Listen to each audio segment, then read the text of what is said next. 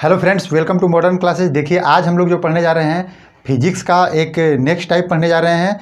इससे पहले हम लोग जो पढ़े हैं वो गुरुत्वाकर्षण पढ़े हैं, और इस वीडियो में आज हम लोग जानेंगे कि प्रत्यास्थता क्या होता है, और इसी के विषय में इससे रिलेटेड जो भी पॉइंट बनते हैं उसको हम लोग समझेंगे, और साथ ही साथ हुक के नियम को भी इसमें समझेंगे। तो चलिए दोस्तों, हम लोग स्टार्ट करते हैं वीडियो को। लेकिन स्टार्ट करने से पहले आपसे एक छोटा सा रिक्वेस्ट करेंगे, यदि आप हमारे चैनल पे नए हैं और सब्सक्राइब नहीं किए हुए हैं तो कृपया हमारे चैनल को सब्सक्राइब कर लीजिए, साथ ही साथ बेल आइकन प्रेस करके लेटेस्ट नोटिफिकेशन को ऑन कर लीजिएगा। तो चलिए हम लोग स्टार्ट करते हैं। देखिए, यहाँ बात आता है प्रत्यास्थता क्या होती है। यह एक पदार्थ का यांत्रिक गुण है। इस गुण को हम समझते हैं कि प्रत्यास्थता क्या होती है।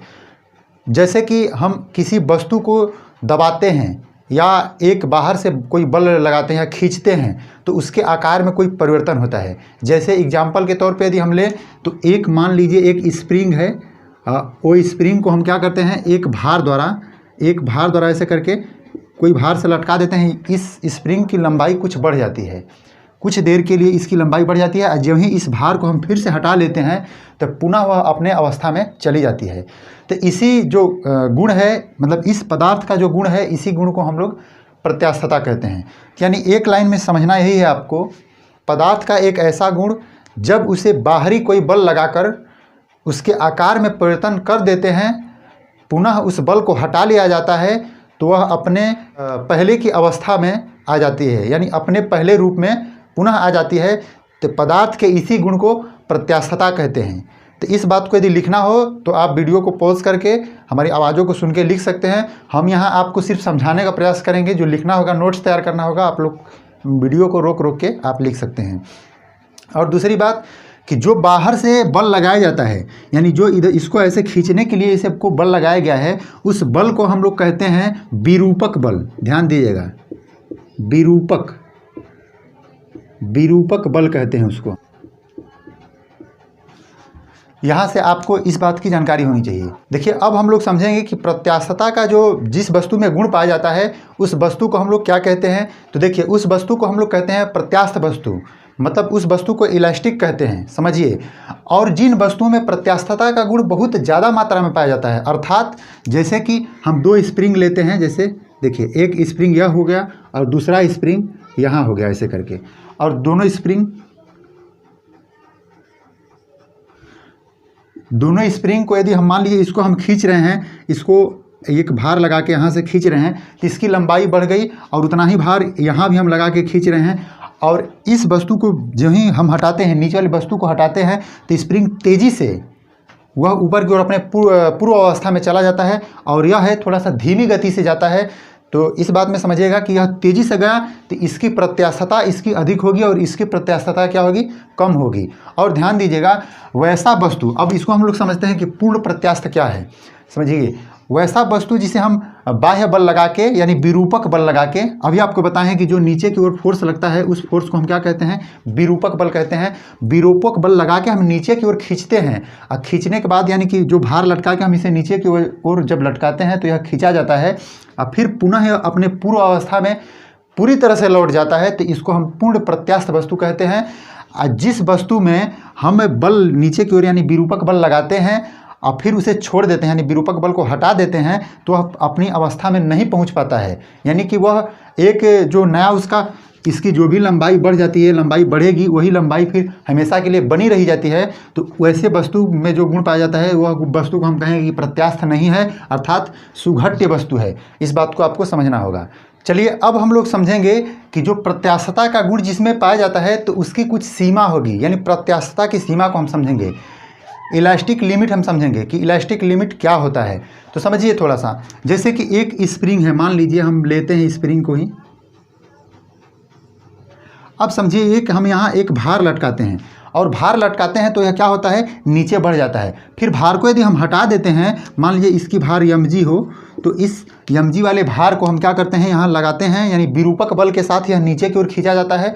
जब नीचे की ओर खींचा जाता है फिर पुनः इसे हटा दिया जाता है तो यह पुनः ऊपर की ओर बढ़ जाता है। समझिएगा, इसकी लंबाई कुछ, जब हम इसको भार लटकाएंगे तो इसकी जो लंबाई होगी, यानी यल हम समझ लेते हैं, यल की मात्रा कुछ नीचे की ओर बढ़ेगी, लेकिन यदि इसे हटाएंगे तो यह ऊपर की ओर जाएगी। मान लीजिए भार की मात्रा को हम बार बार बढ़ा रहे हैं, बढ़ाते जा रहे हैं और बढ़ता जा रहा है। एक ऐसा क्षण आएगा कि वह बहुत बड़ा हो जाएगा, और बड़ा हो जाएगा, उसको यदि हम भार को हटाते हैं तो पुनः वह अपनी अवस्था में नहीं जा पाएगा। समझिएगा, जैसे आप एक स्प्रिंग लीजिए, खुद सपोज कीजिए, उसको थोड़ा सा बढ़ाते हैं आप, फिर छोड़ देते हैं तो फिर पुनः वह अपने अवस्था में चला जाता है। लेकिन इसके जो बढ़ाने की प्रक्रिया है, आप बहुत तेज़ी से उसको ज़्यादा दूर तक बढ़ा देंगे तो वह फिर पुनः वापस अवस्था में नहीं आता है। फिर वह एक फाप मतलब थोड़ा सा उसके बीच की जो जगह होगी वह बहुत ज़्यादा हो जाता है और हमेशा के लिए उतना ही रह जाता है, फिर पुनः वह वापस अवस्था में नहीं जाता है। तो ध्यान देना है कि जहाँ मतलब जिसके बाद आप थोड़ा और ज़्यादा बल लगा रहे हैं, थोड़ा सा सिर्फ और ज़्यादा लगेगा तो वह बढ़ जाएगा, फिर पुनः अपने आपस अवस्था में नहीं जा सकता है। तो जहाँ से वह नहीं जा सकता है उसके पहले वाली जो सीमा होती है, यानी उसी की जो सीमा होती है, उस सीमा को हम क्या कहेंगे? इस सीमा को बोलेंगे प्रत्यास्थ सीमा, यानी प्रत्यास्थता सीमा, इलास्टिक लिमिट बोलते हैं। आप समझ गए होंगे कि यानी जो बढ़ाने की प्रक्रिया हो वह लास्ट होना चाहिए, और फिर ऐसा होना चाहिए, ऐसा प्रक्रिया होना चाहिए जो बढ़ाने का जो हमारा तरीका है वह उतना ज़्यादा होना चाहिए कि उसके बाद यदि छोड़ा जाए तो पुनः वह अपने वापस अवस्था में चला जाए। लेकिन उससे थोड़ा सा भी यदि ज़्यादा किया जाएगा तो वह पुनः अपने पूर्व अवस्था में नहीं जा सकता है। तो देखिए, प्रत्यास्थता बहुत ही आसान चीज़ है, आपको समझना है, जो ग्रुप डी और एनटीपीसी के लिए इंपॉर्टेंट है। आप सिर्फ उसके माइंड में उसको बैठा के रखिए कि यह जो गुण होता है वह क्या होता है। गुण यही होता है कि हम उसको क्या करेंगे, जैसे स्प्रिंग है उसको खींचेंगे फिर वह पूर्ण अवस्था में चली जाएगी। यह एक प्रत्यास्थता का गुण है। जो जिस पदार्थ में यह गुण पाया जाता है उसे प्रत्यास्थ वस्तु कहते हैं। उसके द्वारा जो हम बाहर से बल लगा रहे हैं उसको खींचने के लिए, उस बल को विरूपक बल कहते हैं। और आपको बताएंगे इसके बाद कि विकृति क्या होती है। देखिए, अब हम लोग जानेंगे विकृति क्या होती है। देखिए, विकृति यानी स्ट्रेन क्या होता है इसके विषय में समझेंगे। जैसे कि देखिए, यहाँ एक स्प्रिंग है, मान लीजिए ऐसे करके स्प्रिंग है, और इसमें एक छोटी सी भार जो हम लटकाते हैं तब क्या होता है कि इसकी लंबाई बढ़ जाती है। इसका मान लीजिए यह तो स्प्रिंग है, लेकिन इसके अलावा कोई गेंद हो गया, उसको हम लोग दबाएंगे तो समझ लीजिए गेंद इस आकार में रहता है, लेकिन उसको दबाने के बाद कुछ इस आकार में, अंडाकार आकार में हो जाएगा। यानी इसको ऐसे करके ऐसे दबाएंगे तब। तो यहाँ से समझिएगा उसके आयतन और आकार में क्या हो रहा है, परिवर्तन हो रहा है। फिर छोड़ देंगे, पुनः वह अपने मूल अवस्था में आ जाएगा। तो देखिए, विकृति क्या है? जो लंबाई में वृद्धि होती है, यानी कि जब उसमें कोई भार लटकाया जाता है तो उसके लंबाई में वृद्धि होती है, तो उसके मूल लंबाई से यदि उसका अनुपात ज्ञात करते हैं हम, तो उसी बात को विकृति कहते हैं। चलिए हम अपने भाषा में समझने का प्रयास करते हैं। विकृति क्या है? उसका बिगड़ा हुआ रूप, यानी जो बिगड़ा हुआ रूप है उसी के परिवर्तन को एक प्रकार से विकृत कहेंगे। वही जो घटना है, यानी विकृति की जो घटना है, एक प्रकार से कहें तो उसकी लंबाई में वृद्धि और मूल लंबाई के अनुपात को हम विकृति कहेंगे। तो चलिए देखिए, हम समझते हैं कि विकृति कितने प्रकार का होता है। तो विकृति देखिए 3 प्रकार का होता है। यही लंबाई देखिए, यदि हम लंबाई के रूप में देखा जाए तो इसे हम अनुदैर्ध्य विकृति कहते हैं। आयतन के रूप में देखा जाए तो इसे हम बोलेंगे आयतन विकृति। अपरूपण अर्थात ये है कि यानी उसके पूरी रूप में विकृति हो जाती है, तब उसको हम कहते हैं अपरूपण विकृति। तो चलिए दोस्तों, अब हम लोग समझेंगे कि हुक का नियम क्या है। हुक वैज्ञानिक थे, उन्होंने एक नियम दिए थे और उसी नियम को हम समझेंगे कि हुक का नियम क्या है। और देखिए, उसको समझने से पहले हम समझते हैं कि प्रतिबल क्या है। थोड़ा सा ध्यान समझिएगा, बहुत ही आसान भाषा में हम आपको समझाने का प्रयास कर रहे हैं। जैसे एक स्प्रिंग है और देखिए एक हम यहाँ वस्तु को लटका रहे हैं, तो देखिए यहाँ क्या होता है कि एक भार नीचे की ओर इसे खींचने का प्रयास करता है, जिसको हम अभी पहले बताए हैं कि इसको बोलते हैं हम लोग विरूपक बल। विरूपक बल कहते हैं। ध्यान दीजिएगा, इसका एक विरोध करने वाला बल नीचे से ऊपर की ओर लगाया जाता है। यह वस्तु के द्वारा नीचे से ऊपर की ओर लगाया जाता है। इसी बल को हम लोग बोलते हैं प्रतिबल। समझना होगा आपको कि प्रतिबल क्या है। एकांक क्षेत्रफल पर विरूपक बल के विरोध में, यानी विपरीत दिशा में और विरोध में लगाया जाने वाला जो बल होता है, उसी बल को हम लोग बोलते हैं प्रतिबल। समझिएगा, इसके विरूपक बल जो नीचे की ओर लगता है और प्रतिबल जो है ऊपर की ओर, यानी इसके अंदर की ओर लगता है। जैसे देखिए, हम इस बात को भी कह सकते हैं। जैसे देखिए, एक गेंद है, जैसे एक गेंद है, यह गोल आकार का है, लेकिन इसको हम ऐसे करके दबाएंगे, यानी ऊपर से और नीचे से ऐसे करके हम इसको दबाएंगे ऐसे करके, तो यह अंडाकार हो जाएगा। देखिए, इसके आकार में परिवर्तन हुआ है। तो यहाँ फिर इसको हम छोड़ेंगे तो यह क्या करेगा, यहाँ अंदर से एक बाहर की ओर ऐसे करके इसको पुनः इस अवस्था में आने के लिए, इसको पुनः इस रिटर्न अवस्था में आने के लिए बाहर की ओर एक ऐसे बल लगेगा। इस बल को हम लोग बोलेंगे क्या, प्रतिबल।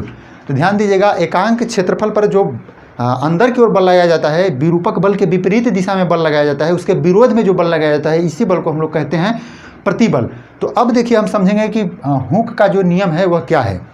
देखिए अब हम लोग समझेंगे कि आखिर हुक का नियम क्या है, यानी हुक जी जो नियम दिए थे वो क्या दिए थे। समझिएगा, आपको अभी बताएं हैं कि प्रत्यास्थता सीमा होती है, किसी वस्तु की प्रत्यास्थता की एक सीमा होती है, लिमिट होती है। इलास्टिक की जो लिमिट होती है, इसी लिमिट को अंदर में बताए थे कि जो प्रत्यास्थता सीमा है उसके अंदर में जो विकृति होगी वह होगा क्या, प्रतिबल के समानुपाती होगा।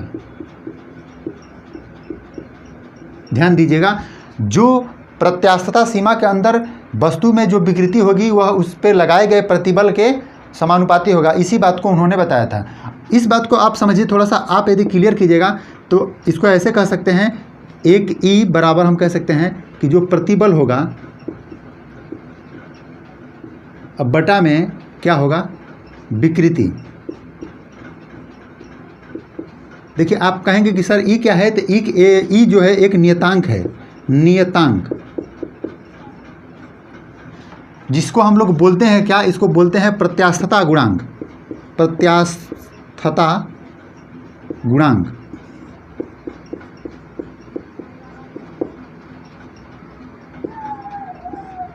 अभी हम आपको बताए हैं कि जो विकृति होती है क्या है, विकृति आपका लंबाई में यदि परिवर्तन हो रहा है तो जो वृद्धि की गई है लंबाई, उसको अब बटा में हमारा जो पहले से लंबाई है इसी के अनुपात को हम लोग बोलते हैं विकृति। उसके बाद जो प्रतिबल है, प्रतिबल के विषय में हम आपको बताए हैं कि जो एकांक क्षेत्रफल पर जो हमारा अंदर की ओर बल लगता है, इसी बल को हम क्या बोलते हैं, प्रतिबल बोलते हैं। अर्थात इसका जो फॉर्मूला होगा वह क्या होगा, F बटा में A, यानी एकांक क्षेत्रफल पर लगाया गया फोर्स, इसी को हम क्या बोलेंगे, प्रतिबल बोलते हैं। अब देखिए उसके माध्यम से हम क्या करते हैं कि इस प्रत्यास्थता गुणांक का वैल्यू निकालने का प्रयास करते हैं। देखिए इस F के बराबर हम क्या करेंगे, F क्या होता है आपका mg के बराबर होता है। अभी हम इससे पहले वाले टॉपिक में यानी कि जो हम गुरुत्वाकर्षण बता रहे थे तो उस समय बताए थे कि यह क्या होता है, mg होता है। F एक प्रकार से mg है। भार क्या होता है, भार को हम लोग बोलते हैं mg, द्रव्यमान को सिर्फ m बोलते हैं, तो इसको बोलते हैं गुरुत्वीय त्वरण। इसके पहले क्लास में हम सब डिस्कस कर चुके हैं। और जो एरिया होता है, एरिया क्या होता है भाई, पाई आर स्क्वायर।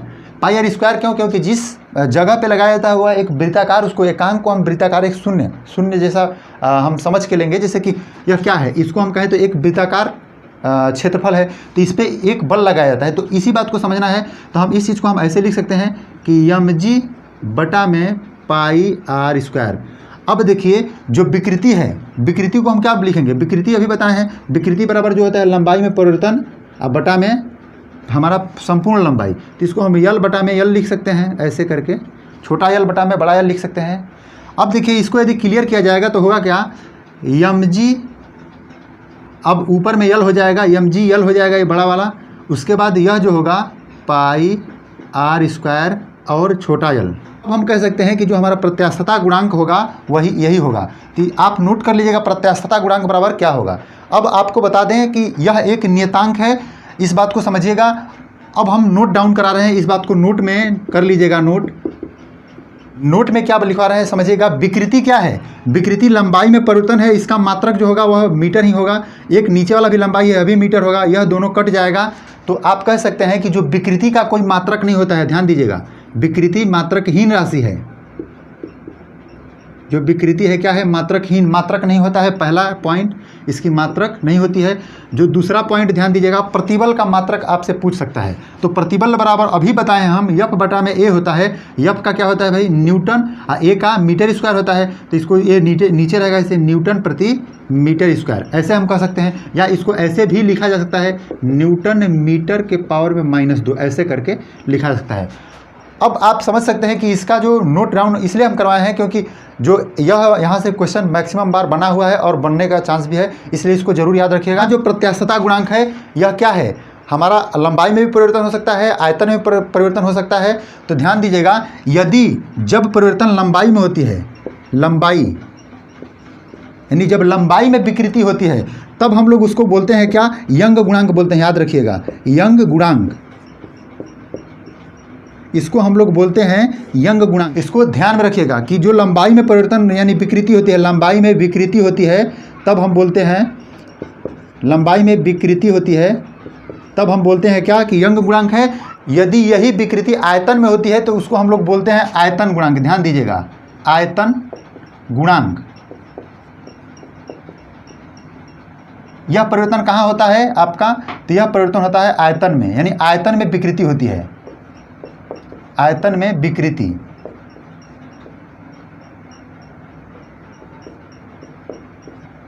तो याद रखिएगा, जब आयतन में विकृति होगा तो हम उसको बोलेंगे आयतन गुणांक, लंबाई में विकृति होगी तो हम उसको यंग गुणांक बोलते हैं।